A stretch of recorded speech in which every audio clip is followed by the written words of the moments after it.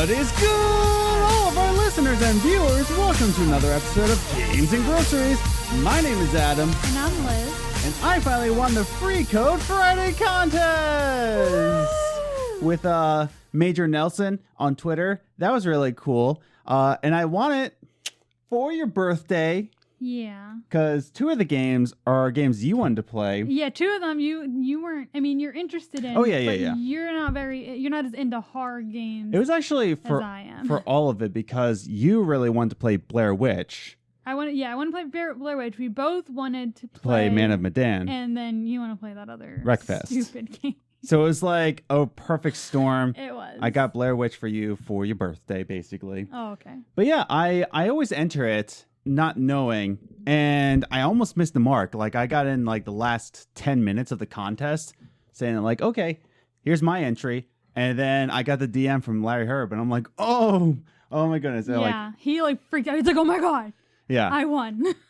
There was a lot of salty people on Twitter. Salty like the sea. It was very salty like the ocean. Like, I just, because Major Nelson tags the winners in his little Twitter post, I got to see all the responses, and man, I'm just going to say this. You need to get over yourself. Some of you who didn't win. Yeah. There's like some person saying that it's rigged and only people who work at Microsoft get to win this. I was like, oops, I showed up to the wrong job on Monday, didn't I? But yeah, like, I don't know. Anytime I don't win, I just kind of say like, that's a bummer. Most of the people on the responses were just kind of like, congratulations, but I'm a little jelly. That's fine. Yeah. But like, course. there's some people I was just like, people who are like super salty. Yeah, there's like a small percentage. I was like, yikes, dude, get a grip. But enough of that.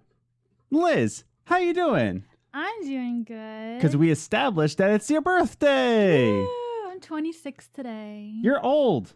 I am officially in my late 20s. And when you saying I'm old, you're older than me by 2 years. So. I think I'm younger than you by 20 years. I'm actually... That's illegal. I'm 6 years old. Well. Yeah. But you're doing good. We have some plans for your birthday. Yep. We're going to go to the beach. Yeah. We're going to go to Michael's so I can get crafting stuff with my birthday money. Yep. I am 26 years old. I still get birthday money and it's still claimed as mine. Right on. And then we're going to go to dinner. Yeah. And then we're having family over for the next week to celebrate some more. Yeah. But before we get to those birthday plans, we have a podcast to do, actually.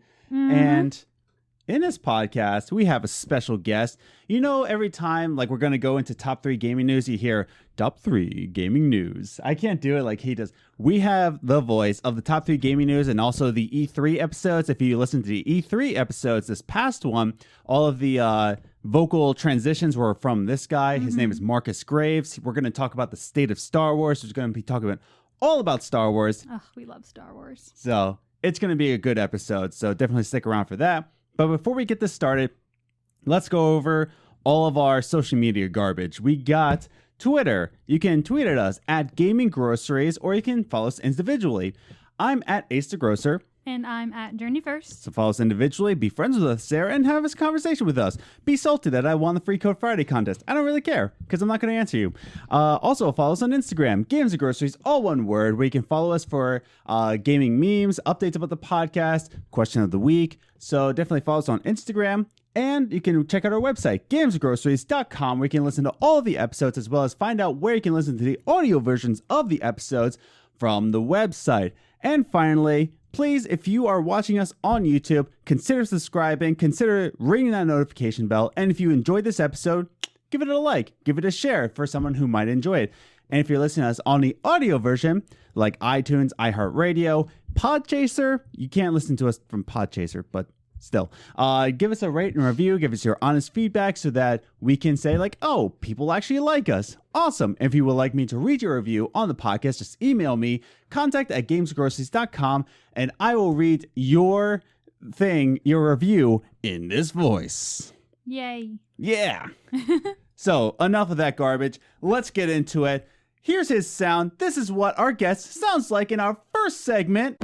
Top 3 Gaming News. The top 3 gaming news is the gaming news that we saw in the past week, and we like to condense it down to the top 3 rank it 3, 2, 1 just to keep you informed about the games industry. We're going to go through this really quick because we're going to want to give more time to our guest today, who is, again, Markus Graves. You just heard his voice.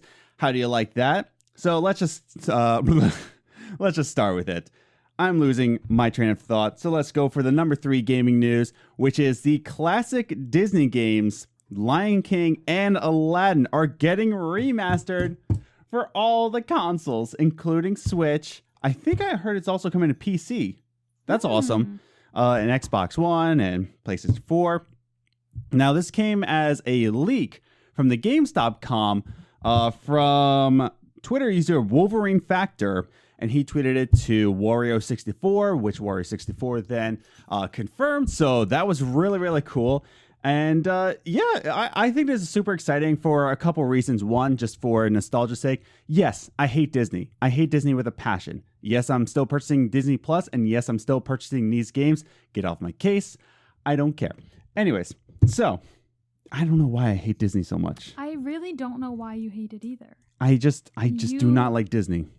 Anyways, you just don't like joy. I don't like joy. I'm a sad human being. But with these features, I actually like this game, though, because it was remembered as some insane difficulty. They were good games all around. It can play these games in 1080p. You can apply filters to this. That's really cool. Have like a fuzzy tube like CRT TV. So that's really cool. It's going to have the Genesis Game Boy and Super Game Boy. The SNES version only for the Lion King, but not for Aladdin, which is weird. I don't understand that. There's a rewind factor, a jump forward. There's a interactive game viewer, so you can just watch the game. You can just watch somebody play the game and just jump in at any time. There's cheat codes. I think this is super cool. Sure, yeah, this is like nostalgia, and they can just charge you, but they're only charging you $30. Yeah. They could have easily charged $60. Oh, yeah, definitely. Easily charged $60. But it's a $30 game, right? Mm-hmm. It's a $30 game. It brings back nostalgia. It's adding new features. In fact, it's adding the trade show demo of Aladdin to it. So there's artwork behind it. You can just listen to the soundtrack. I think this is a good package for what you're getting for $30. Are you excited for this at all? I am. Yeah.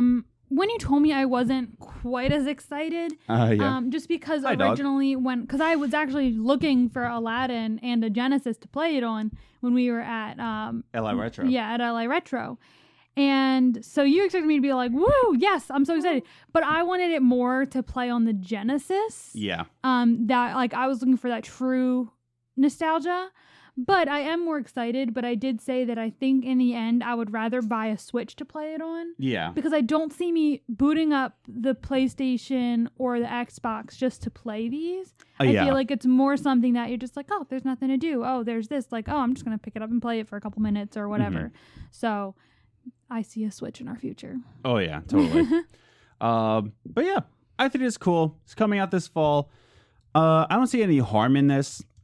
For $30, you're getting a lot bang for your buck, especially if you're our age and you remember these games. Yeah. So I think this is fine. Everybody's kind of like on either like the extreme, like this is the fantastic. And then there's other people who are like, this is stupid. Why would they even do this? Or just ripping you off. I'm kind of in the middle. It's fine. It's good. Yeah. I think it's buy it. Don't buy it. I don't really care. We're excited. We're going to buy it. Yeah. Totally. We're buying a whole Switch just to play this thing. So I guess we're in on the end. other. In the end, it's a very expensive game for us. Yeah. Let's move on to our number 2 gaming news. TellTale Games is coming back. Sort of. Kind of. Sort of. Well, people are saying that like, oh, it's not actually TellTale Games. It's coming back. Like, don't get your hopes up. If you read the article from Polygon, yes, I agree that it's not going to be the TellTale Games that you remember. It's not going to be complete back in action, same people, because the one thing... Now, let's just get into this. Let's get into my notes real quick.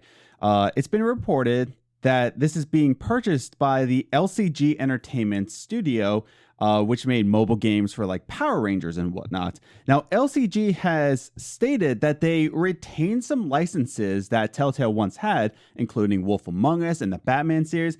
However, they did state that some Marvel games were taken back, and they did confirm that the Stranger Things, that license was returned back to Netflix. So don't look for a Stranger Things series coming in time soon. And the other bad part about this is that they are hiring back the former TellTale employees as freelancers. So they get paid on the daily. Yeah. So it's not like they're officially back. They're really just freelance workers. Yeah. And I believe they get a tax break from that. I'm not a businessman in that way. Yeah. So I mean, you never know. In the end, they could say this freelance thing, like, in a year or two, they could say, right. This is going pretty well. I think, we can hire you all permanently and reopen a studio for them to work on again. Yeah. So you never know where it could end up. I think this is a step in a good direction for what used to be TellTale. And that's the thing. That's the thing. It's a step in the right direction to the other TellTale games. Now, people are just getting upset, like, oh, don't even think that this is going to be a thing. But just read the article. We have all the articles, by the way, that we're reporting on. Linked down in the description down below, as well as some affiliate links of what we use for the podcast. So if you're interested, check out the description if you're on audio or on YouTube, whatever. I want to read a statement here from the report from Polygon. Now, Audley, who I believe I'm saying his name right, is one of the buyers from LCG Entertainment. Now, I want to state what he states, I guess. Audley explained that the company is looking at evolving TellTale's episodic model.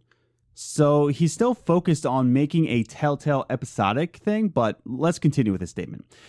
We will probably keep the concept of episodes. I want to repeat that. We will probably keep the concept of episodes, but with a different pacing. This is a different world from a media consumption standpoint. We need to look at how people like to entertain themselves. I like the idea of binge watching. So people are just saying that they look at that statement and they're saying like, oh, just like a regular game, you give all the context. Now, hang on. It's not generally like any other video game. Because a video game keeps going. There is no break. Yeah, whereas they could do episodes, like at the end of the first episode, it rolls credits. When you think of Life is Strange, like if you have every episode of the first season of Life is Strange, you can go boom, boom, boom, boom, boom. But there's still that defined break between them. And you have to go on and click next episode. Exactly. So like, I know a ton of people who they're not playing Life is Strange 2 until it comes out. Same thing with Before the Storm. They didn't play that. Hi. Our dog just... that scared me. Anyways, so there's some people who don't play it until the final release when all the episodes are contained because that's how they want to consume that product. Yeah. They want to binge watch Life is Strange. They want to binge watch TellTale games. So I think they're sticking with what TellTale was once known as episodes. And you can just sit down, play an episode, and then put the controller down, maybe come back to it, maybe binge watch it. Yeah. I think what they're trying to do is that, listen, we understand why people liked TellTale. We're in it for the money. People want TellTale games. People want the episodic model.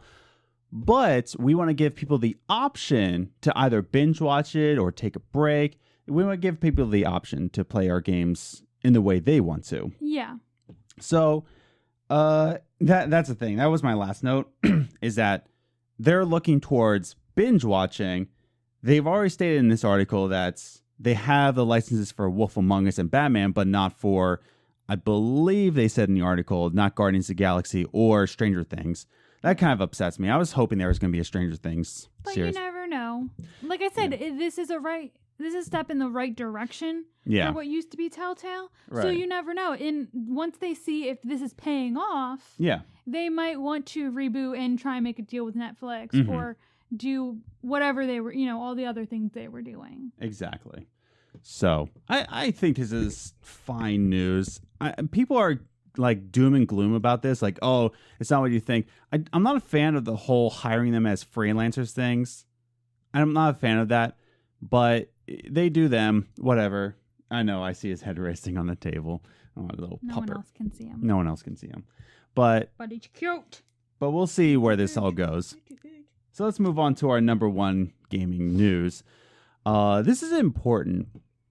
This is really important. Now, I don't know how to say this guy's last name, but that's okay because he's a garbage human being. Allegedly. Yeah. Night in the Woods developer Infinite Falls cancels their project. Now, I want to reiterate, this article also reiterates, saying that they didn't cancel their next game, but they had a separate project specifically for their Kickstarter backers, and that project has been canceled in the wake of sexual assault allegations against the designer and composer and animator for Night in the Woods, named Alec Holowka. Holowka. That's how I would pronounce it. Holowka. Yeah, we're going to say Holowka.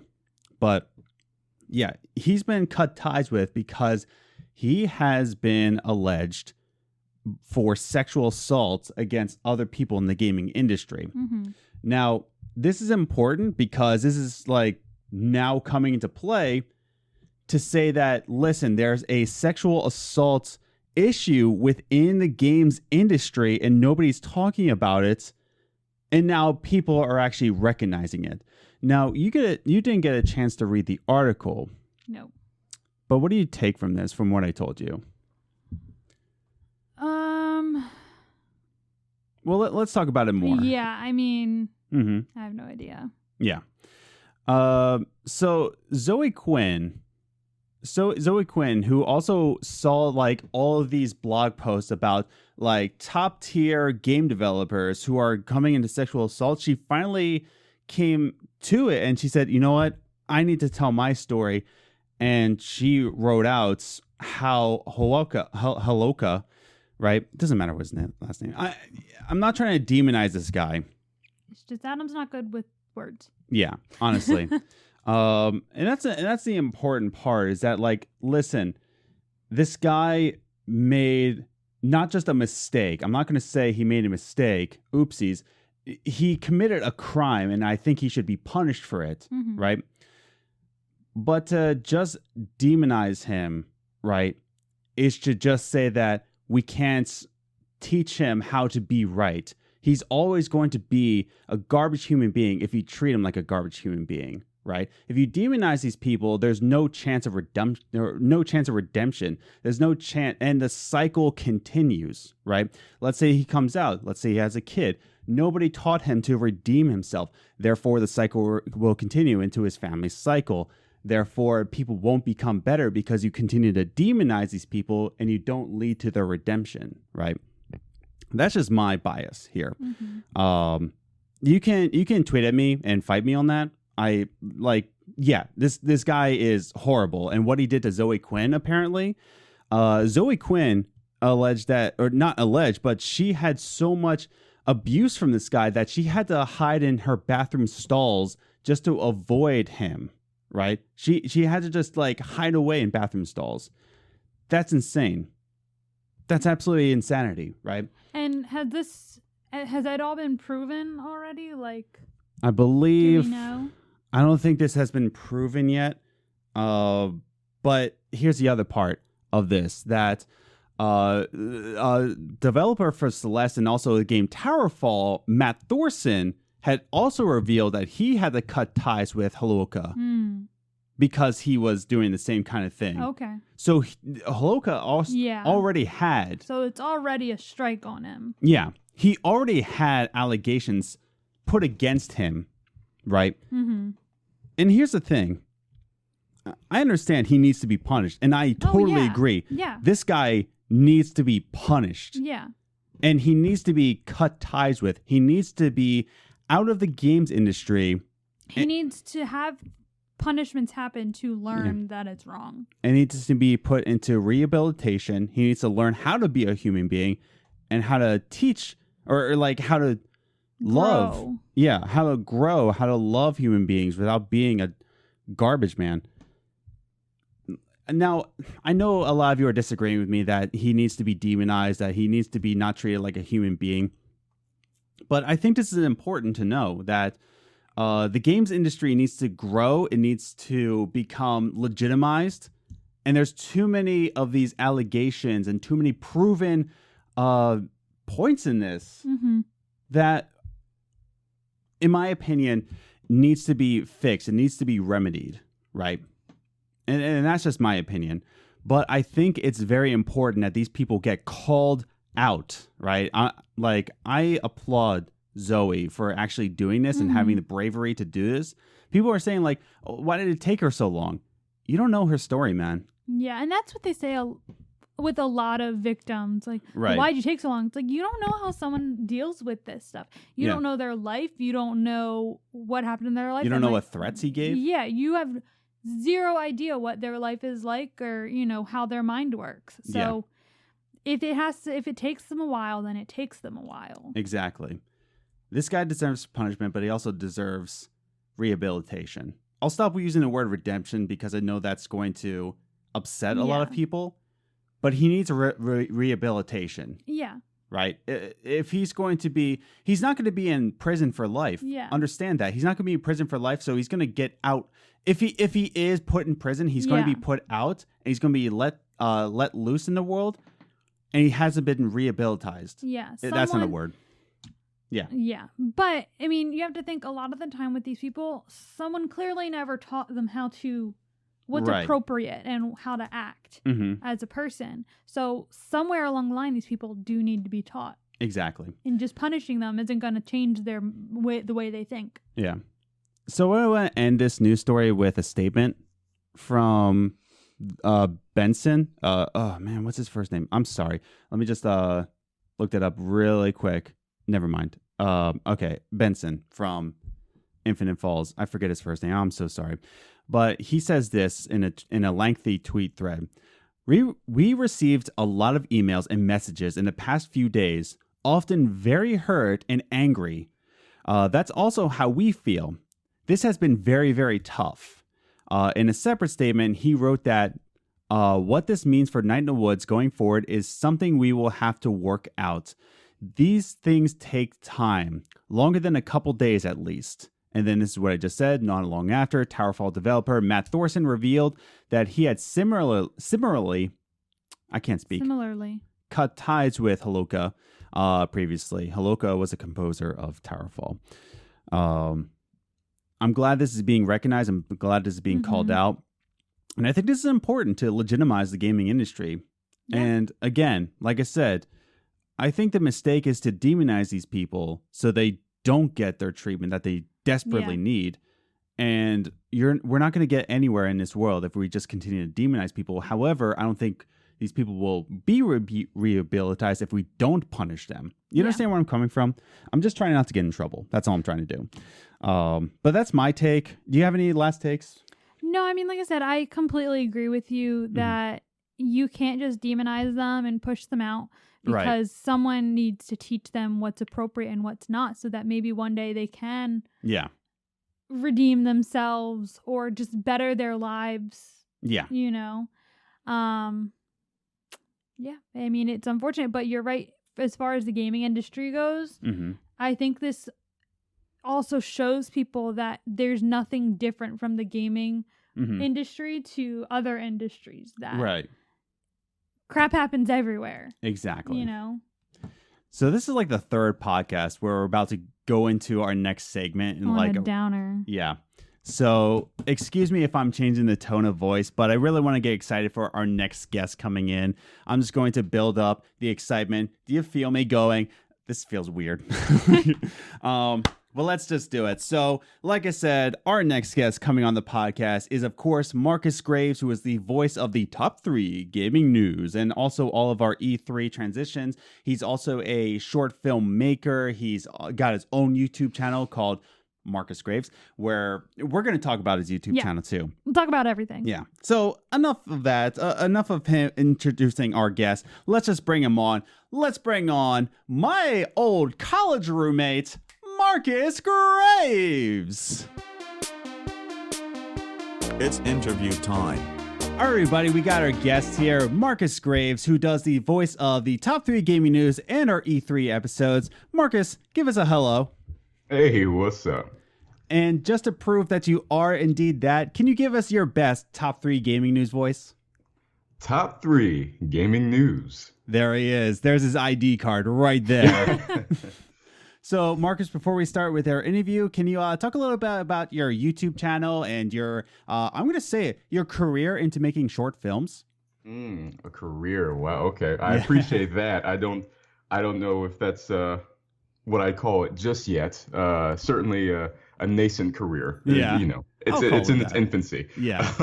But yeah, man, everything is going really well with my short films. I really, well, technically I started that, what's the year now? 2019? Jeez. Yeah. It's like around 2013, 2014 when I really like put the pedal to the metal, so to speak, in doing it. And it's been good, man. I haven't stopped, haven't let up yet. The YouTube channel is even newer than that. Yeah. And I think I just passed a year in April. Okay. Yeah, and it's been going really well, especially when it comes to YouTube, and not, of course, just with the short films, but also the other things that I do on my channel, whether it be reactions or video essays or breakdowns, whatever the case may be. Like kind of growing and building this community has been really, really dope. And I know, of course, you know, it's the internet. Everybody always talks about trolls or whatever the case may be here. And I really haven't gotten a whole heck of a lot of that. That's then good. Again, yeah. But then again, you know, I'm only at like 1.1K subscribers and everything. So it's like, so even though I have this great community around me and they're really supportive and they're really fun to interact with, I definitely haven't reached a point yet where I started, you know, gathering any trolls or any naysayers of the sort. So I'm sure that'll come. It's the internet, so that'll come soon. Yeah, we've already gotten our fair share of them, and we're less than you, so it's actually really lucky that. Oh, hi, dog. The dog just jumped in my lap. If you're listening to this on audio version, the dog is very rude. So no, he just missed us. He just wanted to be with us today. Yeah. So let's get started with the interview. So we've got 5 interview questions for you, Markus, and we just want to talk with you and just to get to know you a little bit better. Let's talk about the first of our questions. You were my college roommates. Yeah, yes, I was. In college. That makes sense. Yeah, it does. And I want to ask you, what was the best part about being my college roommates? First of all, when you sent me the questions to prepare, can I say that? Am I pulling the curtain back too much, or can I say that? No, I think the audience knows it at this point. Okay. When you sent me the questions, and that was the first one, I died immediately. I'm like, of course, yes. So it's a little bit of a self-serving question. You know me well. Indeed, but you know what? When I read it, I'm like, you know what? I know. First of all, and it comes down to three points: Friends, the Clone Wars, and the fact that we just got along really well. I mean, Friends and the Clone Wars, of course, certainly helped. Obviously, Kevin Hart, we would watch him, you know, like near constantly all the time, or at least if not constantly watching him, certainly quoting all of his material. And I think it's just a thing where that it wasn't so much that's why we got on well. That was indicative of us getting along well, you know. And when I really thought about it, I'm like, I really can't describe why we did. We just did. No, totally. Yeah, it was a good vibe, especially since I tricked you basically in going to the worst rooming situation possible. Oh my goodness, that dorm was terrible. Yeah, remember the dorms we stayed in, because it was supposed to be new and brand new, like with all this new equipment, awesome and cool, and it looked the like worst. It looked like like a prison, basically. It looked absolutely terrible. And our electric kept going out. It was awful. Oh that my building, gosh, yes. their that first... washing machines caught fire. Yeah. My Yes. first year there, they were like always like smoking. There's fire trucks there all the time. Yeah. All the time. And you know what? I literally forgot about it until you guys just mentioned it. I'm like, oh my gosh, the power did go out like a lot of times.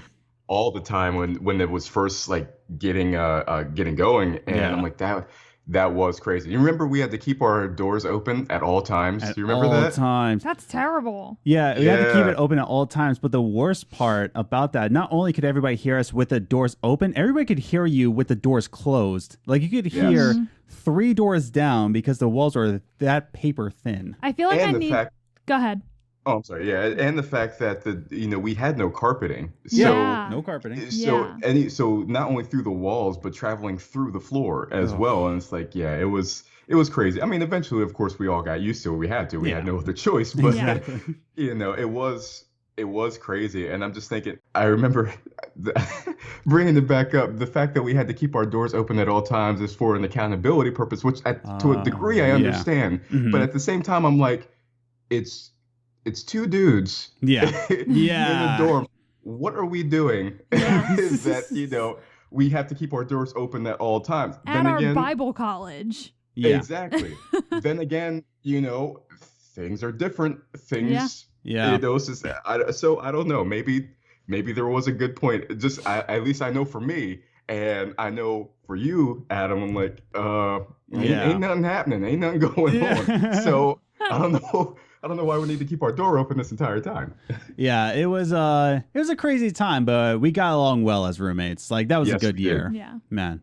But enough about us, both of us, personal stories. Let's talk more about you. So, Liz, why don't you jump us off with the next question? Okay, so our next question is, what are some good gaming memories that you have? We know you do the short films and everything, and you're more on movies, but are there any good gaming memories?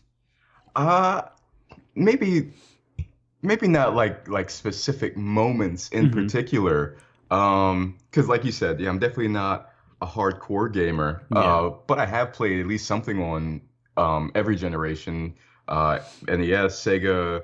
I skipped Dreamcast and N64. I do remember that, but the PlayStation 1, I think the PlayStation 1 and the Game Boy / Game Boy Advance era that's my bread and butter, I think, in terms of like memories. When you have things like Crash Bandicoot, Parappa the Rapper, even though that, you know what I mean? It's like, even though Parappa the Rapper is not like, when you think gaming, it's not like, oh my gosh, such a big game. But for that time and that era, it was like, this is just dope. Yeah, exactly. Yeah. I remember a game called Siphon Filter.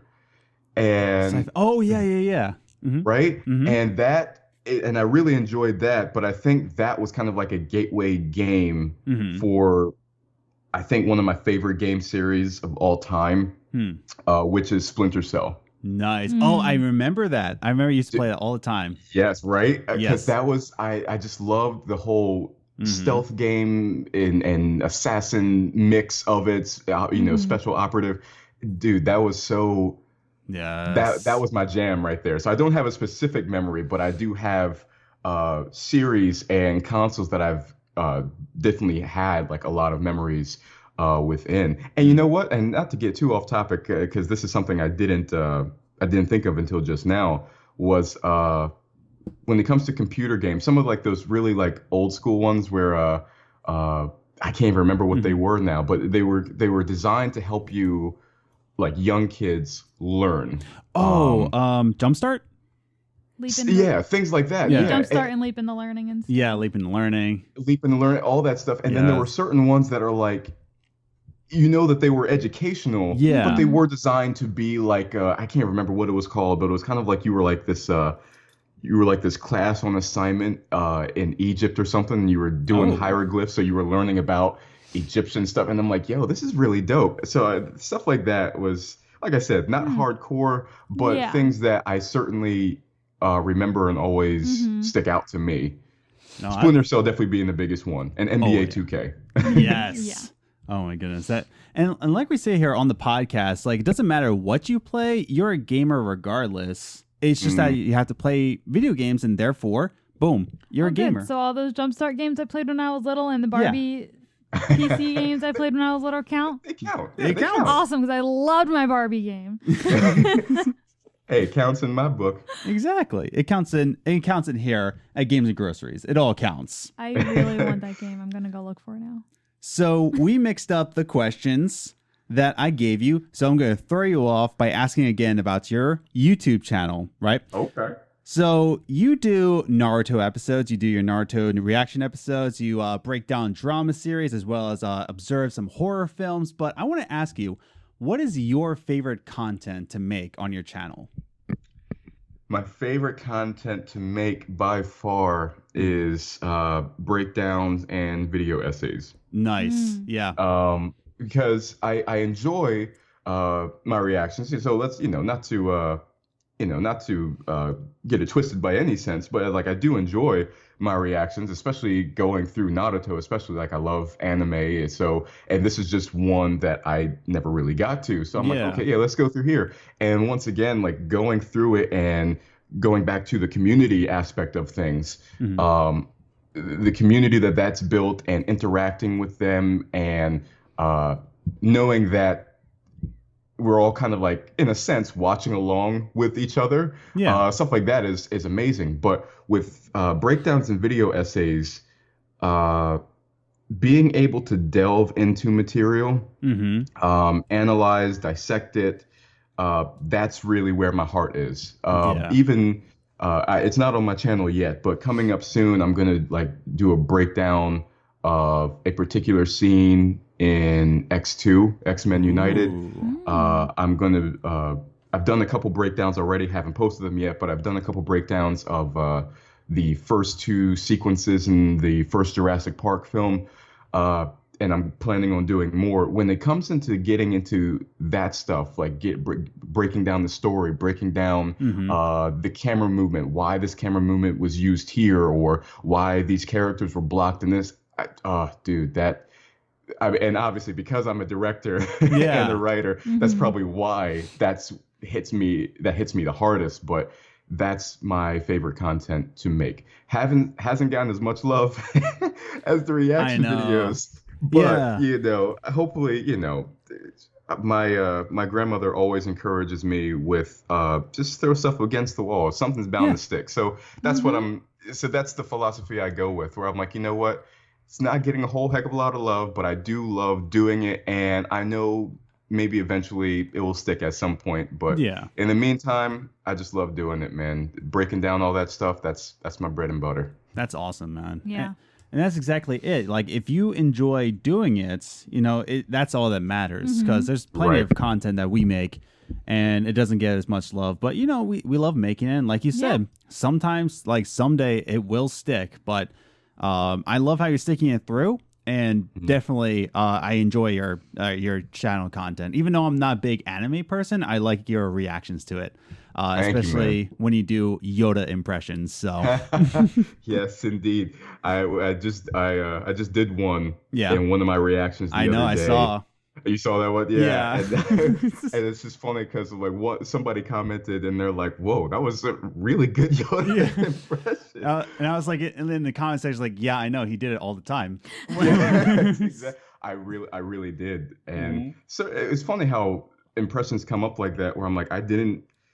Sometimes I'll just do it, and I'm like, oh wow, I actually can do this. I didn't think I could before I started, doing it. Like Jeff Goldblum. And even though I still have to work on that one a little bit. It doesn't come as easy as Yoda does, but even with that, it's like, oh yeah, okay, I didn't know I could do this. So that's something I could put in my repertoire there. Dang. All right, Liz, you want to take us into the fourth question? Yes. So what makes you so passionate about creating your own short films? This was a question. This is a question, yeah. Yes, it is a question. I think the biggest thing for me is I just wanted to create stories. it's thinking of passion is and what being passionate is. Mm-hmm. It may sound weird. I don't know. Let's see. But go for it, man.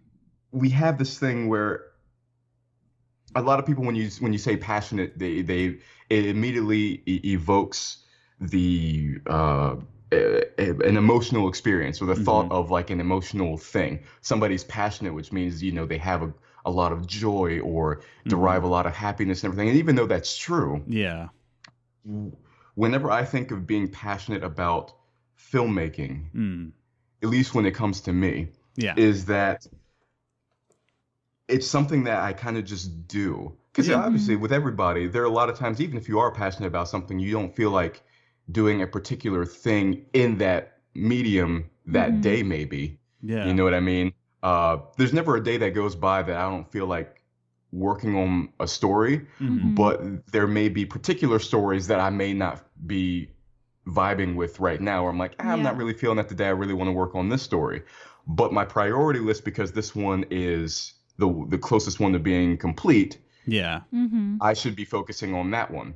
And I think the thing with now that's all going into priorities and everything, but I may be digressing a bit. But when it comes to being passionate, it's a thing where it's like I just kind of do. It's like breathing.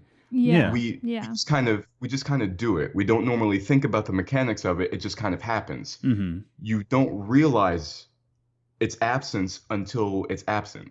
Yeah. And I've thought about that where I'm like, what if I see people like Quentin Tarantino and everything saying that he's going to retire, and other people have said they're going to retire, and I'm just thinking to myself, how? Yeah. Like I don't get that. Maybe from this particular industry, I can understand, because with the Hollywood industry, as there's some politicking and stuff that goes along. I guess with every company and any industry that you go into, there's some politicking, some games that you have to play. And always. I can understand like saying like I want to take a step back from all that. I can understand that. But to take a step back from filmmaking, is a foreign concept to me, because and who knows what will come down the road, but I know, at least for me, where I'm like thinking about not being able to make stories anymore. Not being able to create these worlds, not being able to and it doesn't always have to be visually. It could be audio, it could be audio visual, it could be it could be just through the written word of my screenplays and everything. But creating stories, if I can't do that anymore, and I've thought about like if there was something that happened, whether I gave it up or something came into my life where I could not create stories anymore, it's literally the sensation that I get, or the thought that I get, is like when you can't breathe anymore. You're clawing, you're gasping for air. You're trying to like, I need this though. And I think that's how I see passion, where it's something that doesn't have to be thought about. It's just something that you do every day. But the absence of it is debilitating. The absence of it is horrifying. No, I like that perspective. I think that's what passion is to me. I like this. Yeah, I like it. I'm definitely going to put on like an Instagram quote of what you just said in like the sunset. Like one of those like really inspirational ones with the pretty background and the good fonts. But I like that. I like that perspective, man. Yeah. No, totally. Like I definitely relate to that, man. Like good answer, by the way. Good job. Like, thank you. Yeah. Thank you very much. Which brings us to our final and more fun topic. Now, as your former roommates, I know a lot about you. And as you said about your impressions, right? That you just go ahead and you just do it. And you didn't know you could do it until you actually do it. You were able to quote the entire script of the movie Toy Story. My question is, can you still quote Toy Story? And can you give us a favorite scene of yours? To give a little background for your listeners, this wasn't something I practiced. Nope. It wasn't something I thought about. The reason the way it came about was I was working housekeeping when me and Adam were in college. Yeah. And I had gone through all my music. I didn't really feel like listening to anything. I'd gone through all my podcasts. I was up to date on all of them. And so I'm working this balcony, and of course, Adam and Liz, you remember the chapel balcony. Yeah. And it's this huge spot, and I'm basically going aisle to aisle, chair to chair in this whole upper balcony. Yeah. And I'm like, so what am I going to do to kind of help pass this time? And I just started thinking of Toy Story from the very beginning.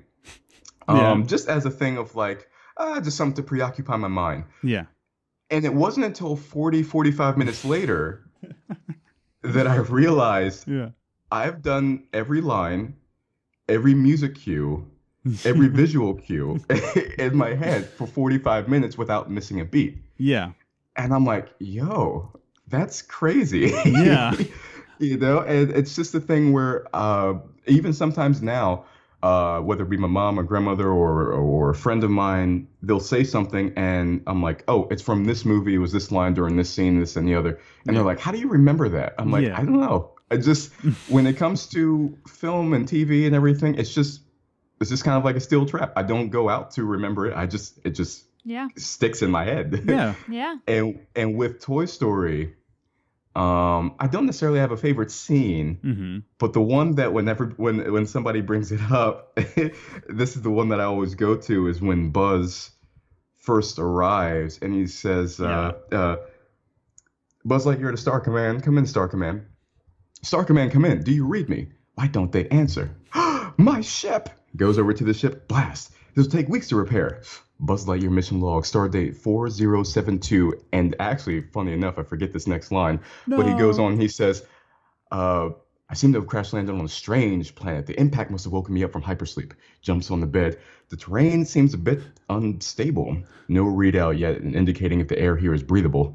And there seems to be no sign of intelligent life anywhere. Hello? Who is that? Ah! Whoa, hey, whoa. Did I frighten you?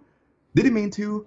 Sorry, howdy. My name is Woody, and this is Andy's room. And that's all I wanted to say. And that there seems to have been a bit of a mix-up. This is my spot. See the bed here? Local law enforcement. It's about time you got here. I'm Buzz Lightyear, Space Ranger, Universe Protection Unit.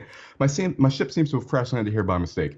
Yes, this is a mistake, because you see the bed here is my spot. I need to repair my turbo boosters. Do people still use fossil fuels or even discover crystallic fusion? Oh, well, let's see. We got double A's. Watch yourself. Well, he drops him on the bed. Oh, who goes there? Whoa. It's okay, friend. But do you know these life forms? Yes. They're Andy's toys. All right, everyone, you're clear to come up. I am Buzz Lightyear. I come in peace. Oh, I'm so glad you're not a dinosaur. Thank you. And I could literally go from. Oh, I know you can. You can just keep going. I really could. By the way, all who are listening, whether you believe it or not, he does not have any script in front of him. He is just quoting the movie from right here. And I told Liz this. I'm like, no, I'm telling you, he can quote all of Toy Story. It's insane. Oh my God. I think, you know what, now that I'm thinking of it, I think my favorite, at least quote anyway, from Toy Story is after Buzz goes around, he says that he can fly and actually gets caught and he's falling with style. And he says, no, that wasn't flying. That was falling with style. He said, man, the dolls must really go for you. Can you teach me that? And Slinky says, got it in my mouth. He said, oh, shut up. the way Woody and Tom Hanks delivers that line, oh, shut up. Like, yo, that's my favorite, one of my favorite moments in that. And I love whenever I'm reciting the thing, that is my favorite part to get to. So I'll amend that and I'll say that's my favorite part. Dang. I love it. So now that our audience has gotten to know you a little bit better and knows that you can quote the entire Toy Story lines, I think this is a good time to jump in to our final segment, all about Star Wars. Let's get into it. Talkie time. So Talkie Time is a segment that we do every single week, and we like to talk about the different topics within the gaming industry. But today's episode is not really about gaming per se, but about a certain movie franchise that got into gaming and other things as well. That sounded wrong. But we're still going to talk about it. So our talkie time is all about the state of Star Wars. So let's get right into it. Oh, where's your lightsaber? I don't know. Oh, no. You lost. Oh, it's in there. Oh, it's in there. It's in the other room. All right, so let's just jump into it. I think a good way to define this conversation is first to define our love for Star Wars. And I want to start with our guest here, who I know is much more of a Star Wars fan than I am, ever will be. Marcus. I don't know about that. Oh, I know about it. Marcus, why do you love Star Wars so much, and what has it meant to your life? Funny enough, my mom always finds it funny how big of a Star Wars fan that I am. Because when I was 2 years old, she showed me one of the OT films, and I can't remember which one it was, if it was New Hope or Empire, but yeah, she was showing me one of the movies, and I absolutely hated it. Oh man. And I'm thinking to myself, as she told me that, and I'm like, really? Yeah. Because I can't see myself not liking Star Wars now. Yeah. But then again, I'm like, okay, I was too. Yeah. I was cognizant for like a second of what was going on around me, so I don't really count that. But Star Wars, why do I love it? What does it mean? What has it meant, and what does it mean to me? Somebody asked me the question not too long ago, why I love Star Wars. Yeah. And not in like a, derogatory way of like, oh, why do you love Star Wars? But like, just, inquiring. Right. And I kind of stopped because I'm like, you know what? I don't really know if I have an answer. It's just something that I've latched onto. And I think if I have to give a answer for it, it's the world. Yes.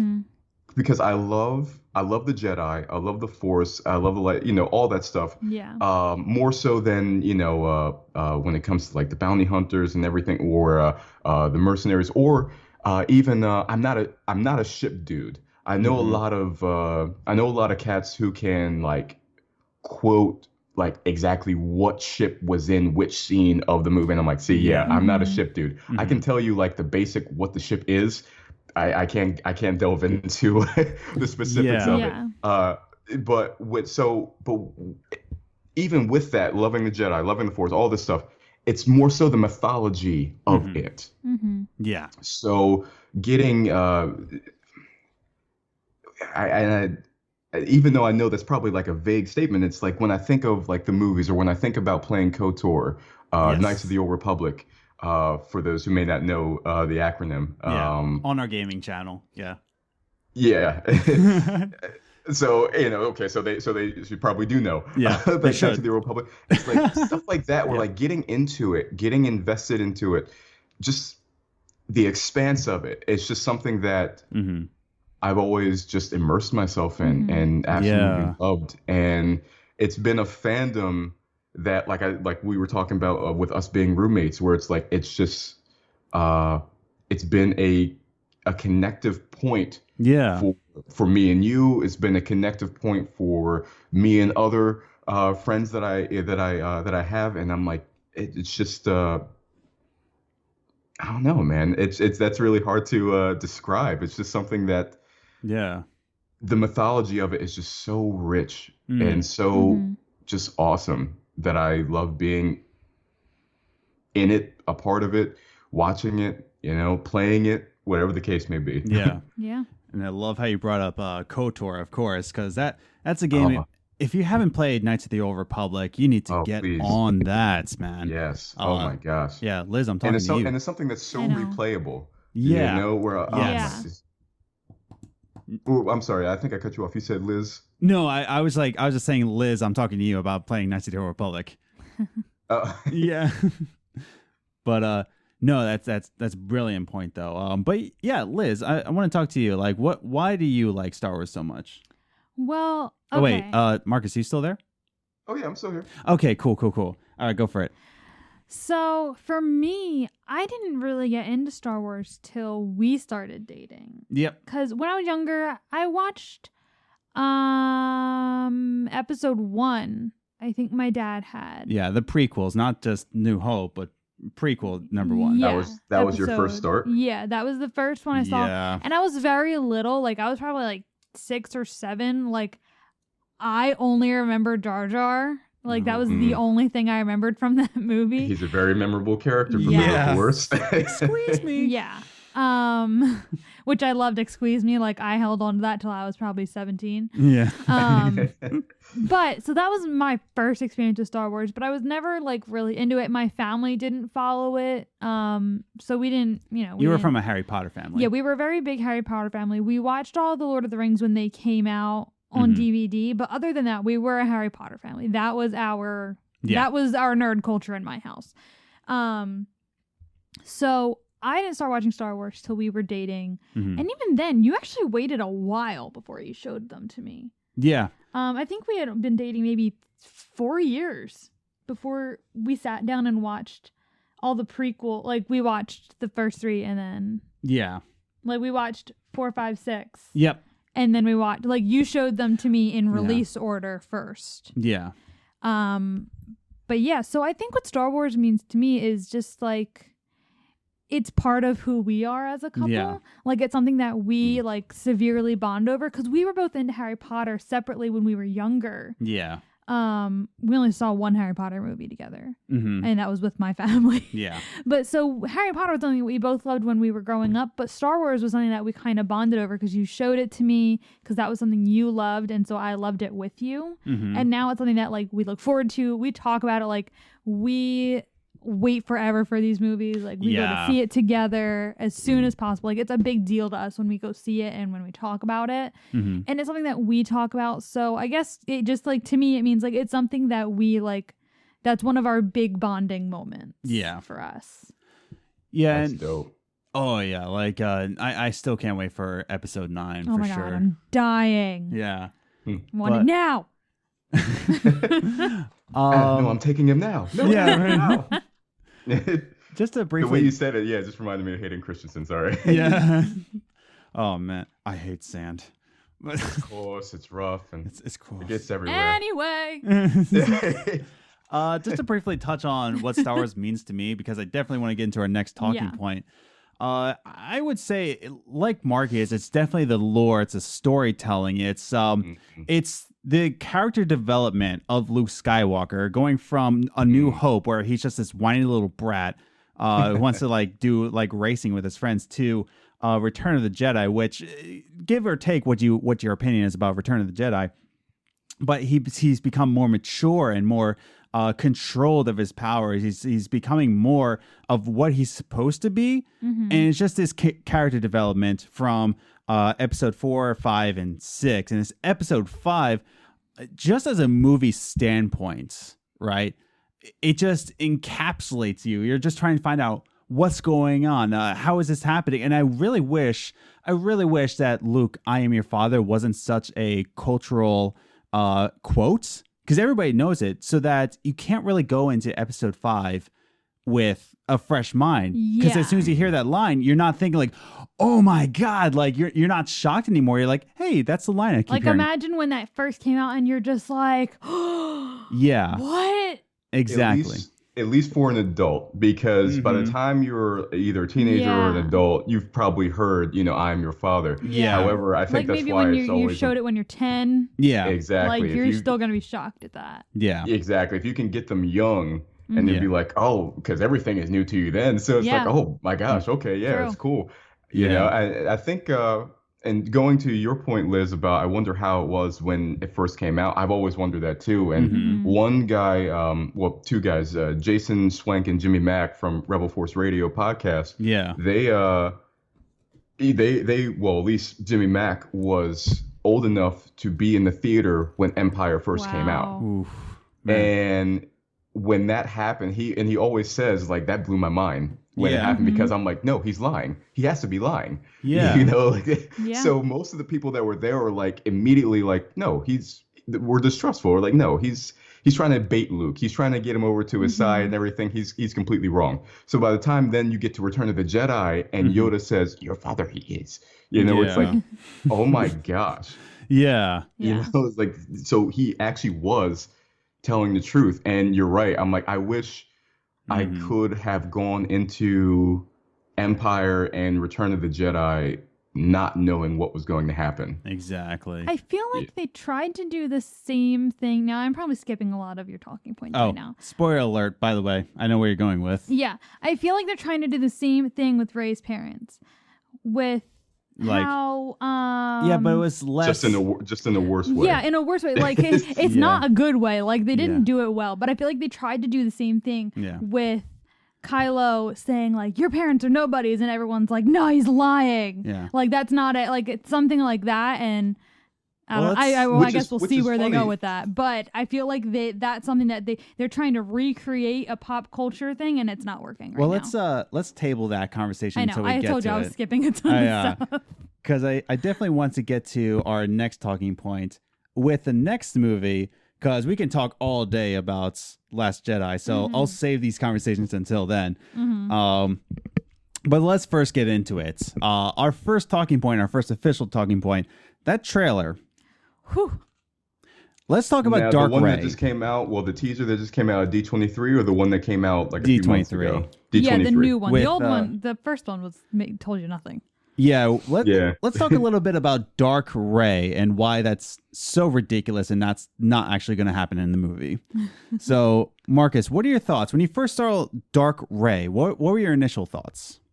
My initial thoughts, I can't immediately say because this is a college family-friendly podcast. Okay. But it was bleeping out the expletive. It was, is this story going? Yeah. Yes. Yeah. You know, where I'm like, I don't, because if it's real, what was the point of The Last Jedi? Because in The Last Jedi, she's staunch on her side that she's going to bring Kylo back to the light. Yeah. And she rejects him when his offers. So if this is real, what was the point? Exactly. Of that. If it's a vision, once again, what's the point? Yeah. Because if she's already made her decision to be part of the light. Yeah. See, that worked in Empire. Because in Empire, Luke was young and he still didn't know what. I just realized my voice is getting a little more forceful. See, go for it. Kind of gets me riled up, man. Yeah. But it's like in Empire, when Luke goes into the cave and he sees Vader, has his duel with him, and he sees his face within it. That's because that's the potential of where he's at then. Yeah. And technically in Return of the Jedi, that's still his potential because when you come in, he's wearing dark robes now. His colors are darker. He looks at the end spoiler alert for a 30-year-old movie, when he looks at his hand and see after he cuts off Vader's and sees how he's becoming like his father. Is when he makes the decision, no, you have failed, Your Highness. I'm a Jedi like my father before me. Yeah. So he's still in that. The problem with The Last Jedi is Kylo made that offer to Rey. She rejects it. Yeah. Not only does she reject it, she is trying to pull him over to the light. Yeah. In Luke's story, that doesn't happen until the third film. Yeah. So now that you've done that in the second film, not that you have to follow that same formula, but because you've done that in the second film now, to try to tease that she could do it in the third, narratively, what's the point? Yeah. No, that's exactly what I was thinking. It's just, I'll get to my point, but no, you had some good points. Yeah. Liz, your initial thoughts. Dark Rey. When they showed Dark Rey, I got super pumped, and it was super pumped. I got super pumped for just the story being dynamic and it just got me super pumped for the movie. Yeah. No, I don't want Rey to be dark, of course. But I have my fingers crossed because my first thought, I was like, no, they won't make her evil. They won't make her go to the dark side. I'm like, maybe it's just a vision.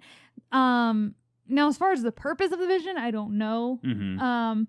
It could be a last ditch effort to say this is where you're meant to be, or this is what you could be. Look at what you could do if you came to our side. Their last ditch effort to get her to the dark side. Yeah. Or someone saying if you pull Kylo to the light side, you would have to be dark to keep balance. Yeah. Something like that along those lines. But yeah, it was like bone chilling for me to see it. I got so excited just to see where they're taking it. Yeah. Not to jump ahead because I know you want to table some points, Adam, till later. Go for it. But Liz, you mentioned balance. Yeah. And I believe that was a missed opportunity in The Last Jedi. Yeah. There were a lot of missed opportunities. Yes, there were a lot, but that one in particular, because when Luke is first teaching her and he says, "Can you feel it? You know, tell me, what do you feel? Can you feel it?" And she says, "I feel death, but I also feel life.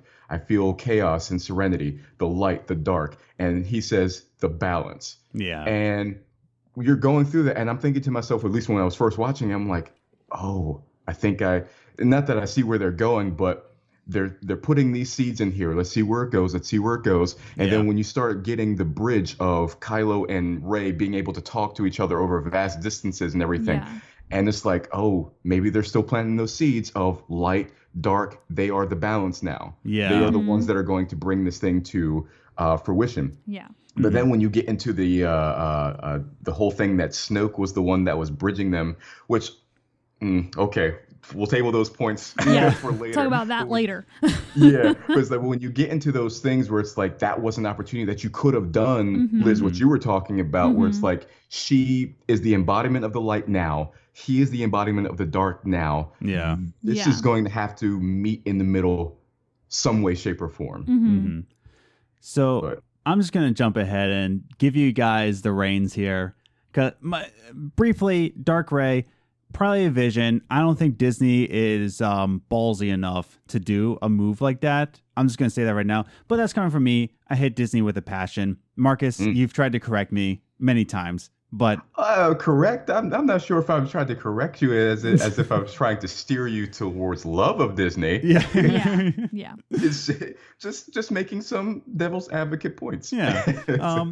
Disney is my mortal enemy, but that's my opinion. Anyways, but I want to give you guys the reins here. My next talking point, though, and this is something I've been thinking about the trust of the Star Wars franchise and the state of Star Wars.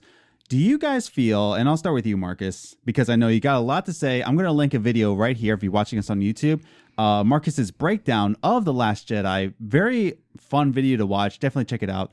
But do we feel that the divisive opinions of The Last Jedi have a ripple effect into the trust of the Star Wars franchise? Marcus, go ahead. When you sent me the questions that we were going to, or the discussion topics that we were going to do, and this came up, my vocal cords started speaking before I could even think. Where it's like, oh yes, it's like you know what? Not even a ripple effect, a fissure. Yes. In Star Wars fandom. And look, if you are listening to this, or if you're out there in the ether or whatever, and you enjoy The Last Jedi, more power to you. Yeah, go for it. Go for it. That's all well and good. Everything that I'm about to say right now is not coming from a point of enjoyment or dislike of The Last Jedi. Yeah. It's simply what The Last Jedi is. So let me begin first with a couple positives. Rian Johnson is a spectacularly visual filmmaker. Yes, I agree with that. When you look at the sequence on Crate with the speeders going over the sand and it's kicking up the red salt and everything like that. That was beautiful. That was beautiful. That's beautiful. You know, that's gorgeous. When the Snoke's throne room with all of the red and then the Praetorian guards around him, beautiful. Yeah, it all looks great. Yeah. That I still contend that Last Jedi is, if not second best, it is the best looking Star Wars film. I'll agree to that. Yeah. He's got great imagery. Especially that one scene with the kamikaze into the what's the ship's name? But like that scene where into Snoke's starship. Yeah. Dude, that was and that amazing. pause of volume, it just was silent, and you just see my heart sank. That was amazing. So great vision for Rian Johnson. Yeah.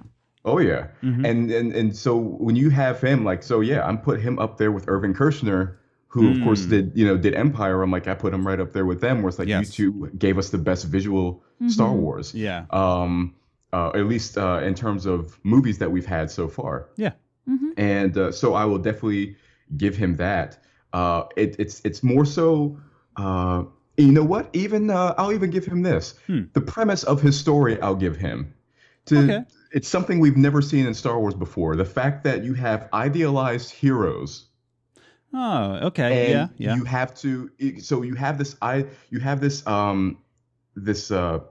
idolized and idealized version of Luke from Rey and from the galaxy about this great hero, this epic hero, and she finally meets him, and he's this very weary, bitter, regretful man. So you have this idol who has to now rise to the level of an actual hero. Yeah. And you see that with Finn as well. You have Rose Tico, who sees Finn as this war hero, and he's not anything like she's idolized. She's not the ideal that she's had in her head, but he becomes that at the end. The fact that you have that as a story premise, I will give that to Rian Johnson. It's like we've never seen it in Star Wars before, and that's a great premise. The problem comes into the execution, particularly with Luke Skywalker. Now, the one video that I have, because I have a couple of videos on The Last Jedi, but the one video I have, Luke Skywalker isn't Luke Skywalker. Yes. I won't go into that too much so that, I don't spoil my own video. But one of the things about that is when Mark Hamill himself called him Jake Skywalker, not Luke Skywalker, because he's like, this isn't the Luke Skywalker that I know.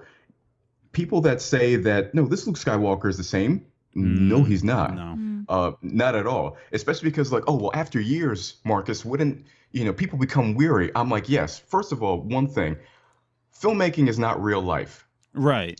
Just because something happens in real life doesn't mean it makes a good story. It just means it's something that happens in real life. Yeah. But more to the point, you have this person. If he became weary and bitter and regretful, that's fine. It's the why. When you have him about to kill his nephew, even if it's just an inkling. Yeah. He's about to kill his nephew because he sees nothing but darkness in him. You have a couple problems. One, you have a problem with The Force Awakens. Yes. Yeah. Because in The Force Awakens, the whole point is that Kylo is struggling with the light. So what did Luke not see? Because according to canon books now, Force Awakens, Kylo fell 6 years before The Force Awakens. So what did Luke not see 6 years before that Kylo is still struggling with 6 years later? Yeah. It's like that that makes no sense. And the other thing is, you know what? No. I'm going to say, I was going to say something. I'll hint to my video in a sense. Okay. The other point is Darth Vader. Yeah. Right. I'll end my little with thing Darth with Luke Vader. here. Okay. Yeah, it's like if what was Luke's motivation with Darth Vader? Yeah. If it was his motivation for Darth Vader, why isn't it here for Kylo? No, exactly. And that's what I think. That's why I think it became so divisive, is because there's so many flaws within the movie that it doesn't coordinate with the original trilogy, with the with even the prequels, right? Where it was even the sequel trilogy, the movie that just came before it. That I think that's why it's so divisive. And I'm not trying to say that it was indeed the worst movie to ever be made. That's why not by any means. Yeah, but that's why I'm saying it's divisive. Some people absolutely love Last Jedi. There's some people on this podcast who absolutely do not like Last Jedi. But that's the thing, and I think it does have a ripple effect into the trust. Liz, do you have any points on this? First, I need someone to tell me what divisive opinion means. Okay. It just means that there's a divide in place. Okay, got it. So I think for the people who are on the side of not big of fans of The Last Jedi, is going into the final part of the whole series, is one, we're expecting that it's fixed. Yeah. The problems we had with Last Jedi and the story are fixed. Yeah. Or explained, or they do something to make it better. Right. And maybe make Last Jedi a little more enjoyable. Mm-hmm. And then also, just to end the story well. Like, we don't want to end this on a bad note. Right. And then as far as everyone as a whole, I think in general, there's a lot of pressure on this last movie. Yeah. To be absolutely amazing. It's one thing when you have series, even like Harry Potter, like they come one after the other, and all the way to the end. But this has been 3 generations of story, and this is the final part. And so I think as a whole, there's a lot of pressure on this new one to make it absolutely epic, but also for the true fans and for people who weren't fans of Last Jedi to make the story as good as possible. Which I do have to note that Daisy Ridley did come out. Daisy Ridley, who again plays Rey, she did come out to say that the episode 9 will be less upsetting to fans than the finale of Game of Thrones. Which I don't know what happened in that. So I was like, that's some good confidence then. Yeah. I mean, a low bar, but sure. Right on. So, I mean, I think that with the divisive opinions, I think you see the ripple effect with Solo. Yes. I still, you know me, Adam. Is like, my my love for Star Wars. I have not even seen Solo yet. Oh, neither have we. Don't worry about it. We were both like, we can skip that. Yeah. Right? It's because it's like, okay.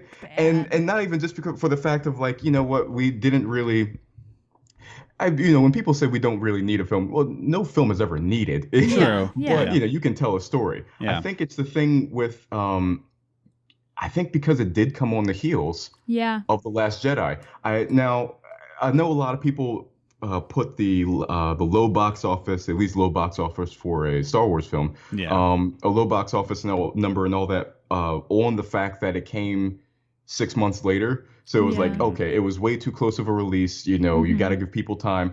I think there's some merit to that definitely. argument. Yeah. I don't think that's the main thing though, because that implies that there's Star Wars fatigue setting in. Like, it's too much Star Wars. The problem is the movie that just came out 6 months before Solo made $1 billion. Really? Yeah, Last Jedi made about $1 billion. For as divisive as it is, it made $1 billion. Yeah. So it's like, it's not that people are tired of it. People were tired with what they just got. Exactly. And I think it made that much money because people wanted to make their own opinions on the movie because people were trashing it so much. Yeah. Right. So And I think the thing is, because you guys had mentioned that you guys are really pumped for episode 9. Yeah. I cannot lie. Yeah. I'm more pumped for The Mandalorian than I am for episode 9. Because with The Mandalorian, you have Jon Favreau involved, directors directors like Bryce Dallas Howard. Even though we've never seen her direct, she's the daughter of Ron Howard. So I'm like, okay, she at least knows. She at least got some tips from her old man, you know. So that should be good. The biggest reason that I'm more excited for The Mandalorian than I am for episode 9 is Dave Filoni. Oh, okay. Because Dave Filoni is not only an executive producer on The Mandalorian. Yeah. He's directing the first episode and he's directing another episode. Which is his first live action, at least Star Wars directorial things that he's done. And then, of course, he's bringing back the last season of the Clone Wars in February. That has me more excited than episode 9. Because with Dave Filoni, I know where he's learned. Yes. And he's learned from George Lucas. And people may say, oh my gosh, are you really bringing up George Lucas? What about the prequels? Yes, the prequels were not well made. Yeah. I grant you that. I don't dispute that at all. It's However, like blaming Robert Pattinson for the Twilight movies. Yeah. Yeah, hey, right? Yeah. So, but Adam, me and you have talked about this before with the Clone Wars. Yeah.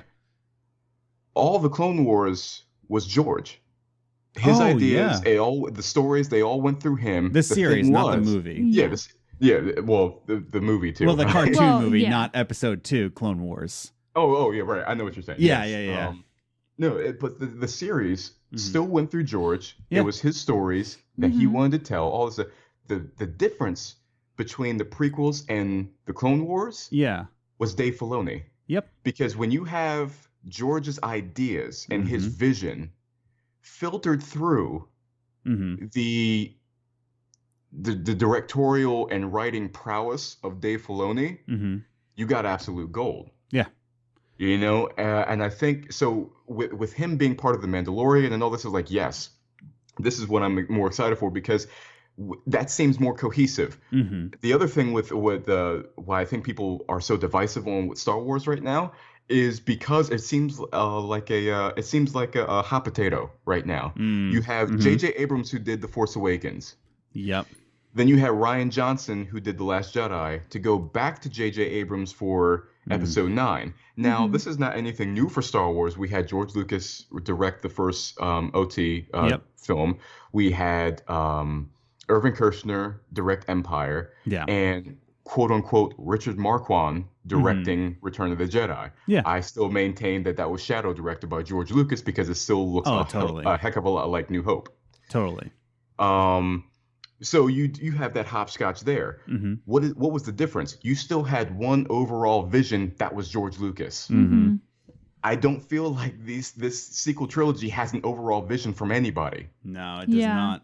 Yeah, I totally agree with you. Yeah. Now, before we go into I'm going to combine 2 points because I think it's needed. But before we get into those, a little side question for you. For The Mandalorian, Jon Favreau is directing it. Now, what we know about Jon Favreau is that he loves to get in front of the camera that he's directing. You see it in Elf, you see it in Iron Man. Here's my yay or nay. At the season 1 finale of The Mandalorian takes off his helmet and it's Jon Favreau. Yay or nay? I'm going to say nay. They have come out and said that it is Pedro Pascal who is the Mandalorian. Now, could that be a misdirect? Maybe. Yeah. Could it be Jon Favreau playing Pablo? Do they have an IMDb yet? No, I'm just kidding. I want to see if he's in the cast list. Jon Favreau? Yeah. Because wouldn't he be listed in the cast and not as... Yeah. I would say Jon Favreau's going to come in as almost like a shopkeeper. Like he's going to have a very... He's going to be something, Yeah, he's going to be in front of the camera at some point or another. That's who we know Jon Favreau. Or how about this? Yeah. Let's meld your theory with mine. Okay. Pedro Pascal was cast as the Mandalorian. We haven't heard him talk yet. Ooh. And Jon Favreau did do the voice of Pre Vizsla on the Clone Wars. So could he be the voice? Kind of like Darth Vader, but what was the actor's name inside of the costume? Dave Prowse? Yes, Dave Prowse, and then, James Earl Jones. So Jon Favreau is the voice. Here's the difference, though. Dave Prowse wasn't really like a known quantity as an actor, so you can put another voice over Vader, and you'd be fine. Yeah. Pedro Pascal, however, is a different story. Particularly anybody that loves Game of Thrones and loves the Red Viper and Oberyn Martell. Yeah. So it's like, do you really cast Pedro Pascal and spend that money to not use his voice? Yeah. So I think Jon Favreau would. I just looked at the cast list. Jon Favreau is not listed as a cast member. That's what we all think. He's going to get in front of the camera somewhere or another. Probably it might be a small part that's not credited. Yeah, he's going to be on. He's going to be hitting on somebody's aunt in that movie, in that show. But all right, so let's move. Played by Marissa Tomei in The Mandalorian too. Exactly. So, yeah, that would be so weird. Oh my goodness. So I'm going to combine these 2 talking points because I think it's necessary. So with these Disney Plus projects, right, and this new Jedi Fallen Order game, and now Star Wars is coming back in like a really good fashion, I think, to get back the audience. Because if you watch D23, oh, my heart just like leaped with all of these new projects coming in, like a new Clone Wars season and the Mandalorian Kenobi show, Obi-Wan Kenobi, and the Jedi Fallen Order game looks amazing. So here's my question to both of you and also me. Could this lead to the franchise getting a new identity right? Because now we only know it as the movies, the franchise, right? Could this be a new identity? And as a youth pastor, I see less and less interest amongst teens, especially middle schoolers. I see less interest with the younger generation for Star Wars. In my opinion, in my experience, the only real good fans are in college at this point. And like the middle schoolers don't really care about Star Wars. So with this new identity, could this lead to getting newer generations into the Star Wars franchise? So Marcus, I'll start with you. To your question on is Star Wars getting a new identity? Without a doubt, yes. Yeah. Mm-hmm. And it's an identity that George tried to implement like 10, 15 years ago with things like, because there was a series, a live action series that he was planning on doing that the game Star Wars 1313 was based off of. Yeah, that was that game looks canceled. so good, by the way. I hate that it was canceled. Yeah. But the series, the live action series, was based on that. And George notoriously always said that there were 50 scripts that were already written. So basically 50 episodes ready to go, ready to start shooting. So George already saw this coming before. Hence why, once again, say what you will about his storytelling, sure, and valid points to be made there. As a visionary, as a man who this was his baby and he can mold it and shape it and everything. The man was a visionary. And he was already going towards TV to begin with. So now that we're getting it now, and I think it's more prime now than it was then, because then there were less options for series. Now, once again, Disney itself has its own streaming service. So it's more prime now for it. And yes, so I definitely think it will get a new identity. The question to go into yours about the how the youth are not latching on to Star Wars as much, will this mean that it gets a new resurgence in popularity? I don't know, and I'm erring on the side of no. Okay. And the reason I say that is because you mentioned in the notes that you sent me that you see more affinity towards Marvel nowadays. Marvel, I think the reason for that is because, at least maybe not in whole, but at least in part, Marvel has built this brand. Its brand is the movies. Yeah. And you've built this cinematic universe that it's basically this tapestry that you have to follow, and it's basically, let's face it, it's a TV series on the big screen. Yeah. Oh, totally.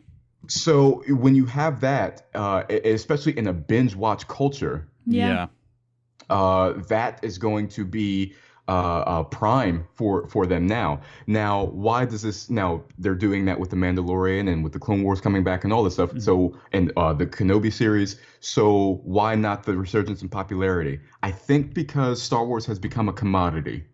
Okay, why do you say that? When George had his hand on it, it was his baby. And Star Wars came out when he wanted it to come out. You don't have that anymore. Now you have a Star Wars film coming out every year. Now you have a series that's going to be coming out with content every year. And that was never Star Wars. So I think the resurgence in popularity doesn't necessarily, or the lack of it, doesn't mean that the quality isn't there. It means that the exposure is there, that the exposure is too high, maybe. Because look at Lord of the Rings. When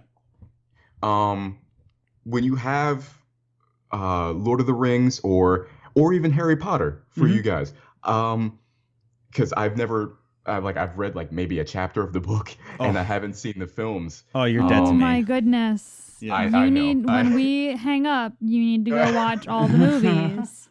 I'm definitely going to actually. If any of my viewers are also listening, that's something that I am planning on doing in the future is maybe either doing a review or reactions to the movies themselves. Okay, we'll watch as that kind together. of like a thing to put up on the channel. Yeah. Because I do want to watch it. I just haven't gotten around to it. Oh yeah. Now with Harry Potter, yes, you have Fantastic Beasts coming out now and everything like that, but you also don't have a movie coming out every year. Yeah. Yeah. You also don't have a series that's going to come on the heels of those movies that are coming out every year. You know what I mean? That's what I mean when I say that Star Wars has become a commodity. Before it became it was an event. Yeah. Now you always have it. Yeah. And could you make the argument? Well, Marvel's the same way. You have not even just a Marvel movie a year. You have 3 Marvel movies every year. Difference between Marvel and Star Wars is that you can have a Thor film, a Captain America film, Iron Man, Black Panther, and then they come together for the Avengers. What are you doing with the Star Wars films? Yeah. Exactly. You know, for as big as the universe is, the name characters that you have that can branch away from each other are not established yet. Yeah, they all seem to be, they're all different stories linking back to this other big intertwined story. Exactly. Yeah. Even take Rogue One. Rogue One, which was a good film. You take Rogue One, those characters have nothing to do with the characters that we know and love because they are separated either by years when it comes to the PT or by simple distance when it comes to the OT. Yeah. But with Rogue One, its main story ties into the OT. Yeah. Yeah. So we still haven't gotten away from the saga. Solo is Han Solo. Nothing that we do, we are still contained within the saga itself. So when you think about branching off, I look forward to the day that maybe we can get 2 or 3 Star Wars films a year, but that's because they're all different. Yeah. So when you have this, when Star Wars has now become a commodity thanks to Disney, but the problem is, and don't get it twisted, Marvel's a commodity too. But it's a commodity that switches up. Yeah. So when you have a commodity that doesn't switch up and is so intertwined with itself, it's gonna stagnate real quick. No, I totally agree with that. So something like The Mandalorian coming out, where hopefully nothing I was gonna say where nothing ties in, but even the fact that he's a Mandalorian still kind of ties in to either Clone Wars, Rebels, or just the mere idea of Boba Fett himself or Jango. Yeah. So I look forward to the day where we can kind of get away, which is why people latch onto Ahsoka so much. Because Ahsoka, even though she is intertwined with those characters, she has taken on a life of her own. If we had a movie of just Ahsoka Tano where she doesn't do anything with the Clone Wars, she doesn't do anything with the Empire, it's just like Ahsoka on her own doing her thing, I think that would be dope. Oh yeah. But everything is so intertwined right now. I think you got to start separating and establishing new characters before you can do that. And the best way to do that, don't put them in a movie. Yeah. Don't put him in a previous movie. Just come out with a movie that says, hey, here's a character. He's in the Star Wars franchise. Maybe don't make it a $200 million production, so that you can lose money on it. Go back to maybe making it a 80 million, maybe 100 million. Oh, yeah. So that, you can kind of hedge your bets. So it's like, okay, if people latch onto it, we make money. If people don't latch onto it, we didn't spend a whole heck of a lot, If you start branching out and start establishing new characters, making new things, while still making it a commodity, because let's be honest, it's Disney, it's a business, they still need to make money. Totally. I completely get that. So if you could start doing that, I think then you'll start seeing some stuff. Maybe I don't know if it'll ever get back to the hype that it was during the original trilogy. I'm not sure, and all 3 of us were young and alive during the time that the prequel trilogy was coming out. So I remember that hype for episode 1. Oh yeah. When because it was a new, and once again, it wasn't a commodity. It was a new Star Wars film. It was 99. Jedi came out in what, 83. So it was the first Star Wars film in 16 years. Yeah.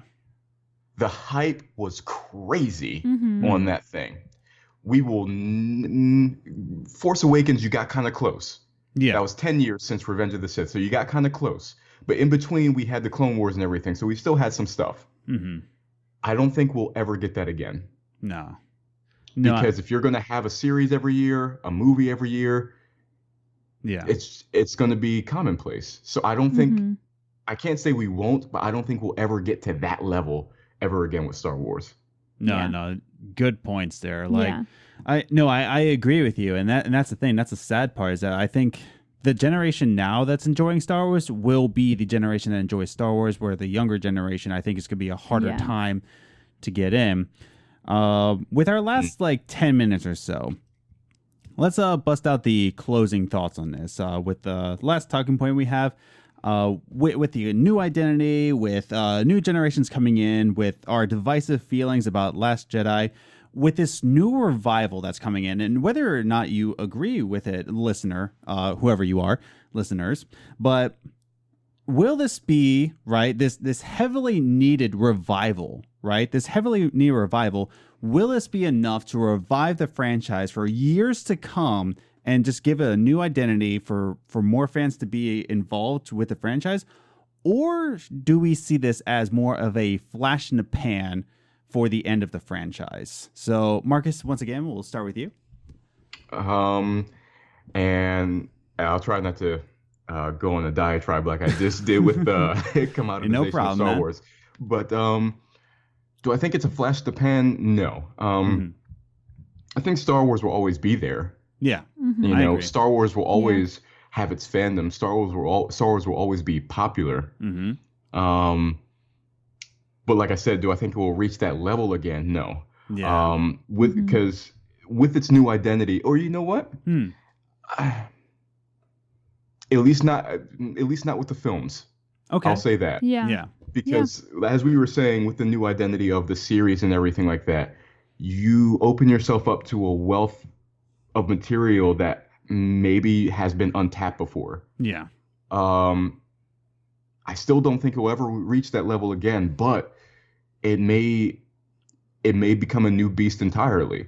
And with that new beast may come a popularity that's completely different. It may not be anticipatory. Yeah. You know, like, oh my gosh, I can't wait for this next thing. But it'll be a thing of like, quality wise, Lucasfilm is holding it down right now. Yeah. So it could be that. And to be honest, I hope it is that. I hope it is something that continues on. And if it continues to build, and look, if it reaches that anticipation level again, color me wrong, and color me like gladly wrong. I would love for that to happen.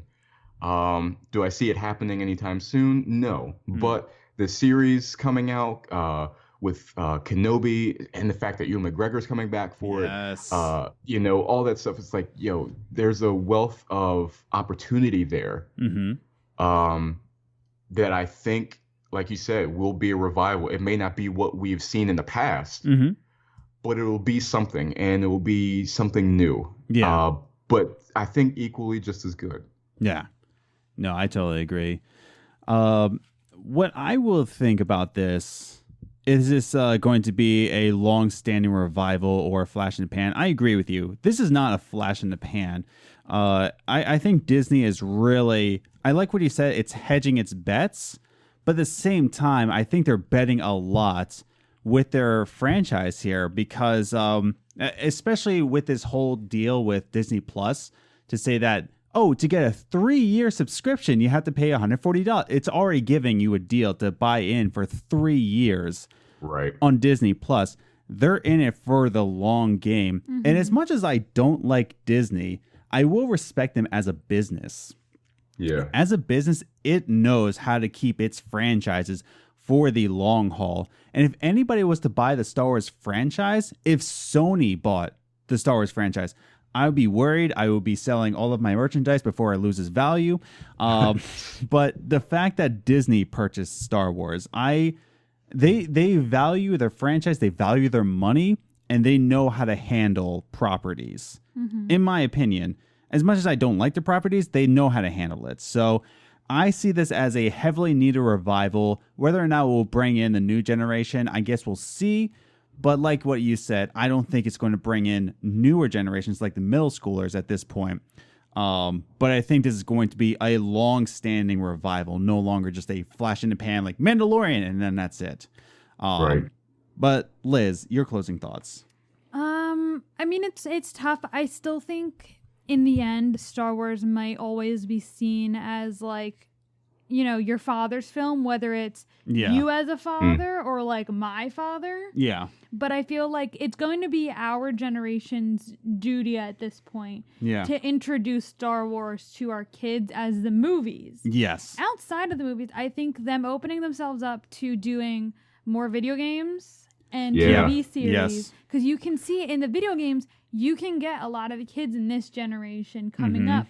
If you have video games for it, then you might have a chance for Star Wars to always live. Yeah. TV series, but as far as like TV and the movies, I think that's always going to be seen as classic. Yeah. It's in 20 years, it's going to be looked at like, oh, remember the Star Wars movies? Yes. Like, do you remember that? It's going to be something like that where you look back, you're like, oh, and it's going to be like that thing that like that kid in school who's like, oh yeah, I'm into the classics. I love like Star Wars. Like he loves Star Wars. Yeah. Like, and it's going to be seen as one of those classics that people look back on, and that it's a rare thing that like when a kid in 20 years loves Star Wars, it's like part of that movie buff type thing. No, I totally. Can I piggyback on something that Liz said real quick? Yeah. Do it. You mentioned the video games and maybe them LucasArts finally getting back into the swing of things. I wholeheartedly agree because to springboard off that and kind of return to the Star Wars as a commodity, I think you see that with Battlefront. Yeah. You know, because we've already had 2 previous Battlefront games in years past, which were great games. Yeah. But these new Battlefront games coming from EA, it's garbage. it's garbage. Like, yo, what is this? Microtransactions all over the place. You know, it's like, yo, what is this here? And I think that is indicative of it being like a conveyor belt, where it's like, oh, we just got to get this thing out. Whereas before, George Lucas put his films out when he wanted to. Yes. They made the games because they wanted to make this story. They wanted to tell the story of KOTOR. Yeah. You know, they wanted to tell the story of Battlefront 1 and 2. Exactly. They wanted to tell the story of The Force Unleashed. Yes. You know what I mean? And because they wanted to do it, not because they had to do it, but because they wanted to do it, we got like phenomenal games. And you still get some of your, you know, Force Unleashed 2 and things of that nature. Oh, yeah. But even then they were still fun. Yes. And they were still good. At least good to play. So I completely agree with you, Liz. It's like if they can get back to investing, and I think that's the biggest thing. Invest in the games. Yes. Invest in the TV. Invest in the films instead of just saying we have to do it because we have to make our investors happy and we have to put this on the conveyor belt and everything. And you know, and I'm sure there are people there that truly are invested in it. Yeah. But because of their mindset, or at least what their mindset seems anyway from the outside looking in, that it's a conveyor belt type of thing, invest in the product. Yes. And if you do, I think, you're right, Liz, then you'll start seeing like some of the kids, like it will start to stick in their mind. Like you said, it will always be classics. It will always be your father's Star Wars and to a degree, particularly with the original trilogy. Yeah. Oh, yeah.